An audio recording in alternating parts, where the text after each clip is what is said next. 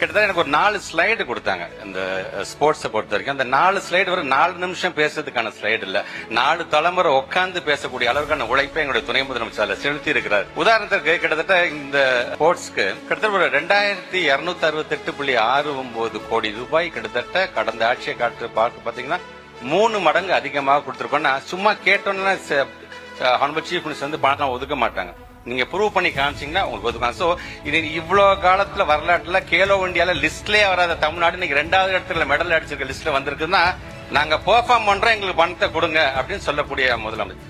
கிட்டத்தட்ட இந்த 5 வருஷத்துல மட்டும் பாத்தீங்கன்னா ஏறத்தாழ 301 பேருக்கு அரசு உத்தியோகத்துல ஸ்போர்ட்ஸ் கோட்டால வந்து வாங்கி கொடுத்திருக்காரு தமிழ்நாட்டுடைய முதலமைச்சர். கடந்த காலத்துல வெறும் 3 பேருக்கு தான், அதுவும் PSUல இருக்கக்கூடிய EB TNPL கொடுத்தாங்க.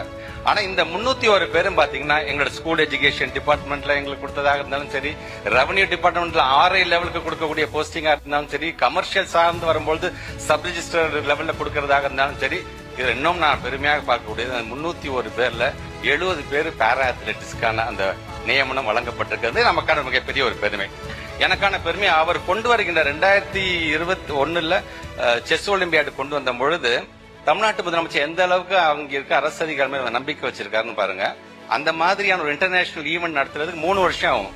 ஆனா நம்முடைய தமிழ்நாட்டோட முதலமைச்சர் அன்னைக்கு இன்னொரு நாடோட போட்டி போட்டு அதை உடனே நமக்கு கொண்டு வந்து வெறும் 3 மாதத்துல 180 கண்ட்ரிஸ் கலந்து கூட இன்டர்நேஷனல் லெவல் ஒரு ஈவெண்ட்டை நடத்தி காமிச்சது எங்களுக்கான பெருமை. குறிப்பாக ஹாக்கி விளையாட்டு போட்டி சார்ந்து எடுத்தீங்கன்னா 17 வருஷம் கலைஞர் காலத்துக்கு பிறகு 17 வருஷம் கழிச்சு நடத்தக்கூடிய ஒரு நிகழ்ச்சியாக இருந்தாலும் சரி, ஸ்குவாஷ் வேர்ல்டு கப் பேசுறோம் பாத்தீங்களா, அந்த ஸ்குவாஷ்க்கான பெடரேஷனுக்கான ஆபீஸ் எங்க இருக்குன்னா நம்முடைய தமிழ்நாட்டுல நேரு பார்க்ல தான் இருக்குது அப்படிங்கிறது நமக்கான பெருமை.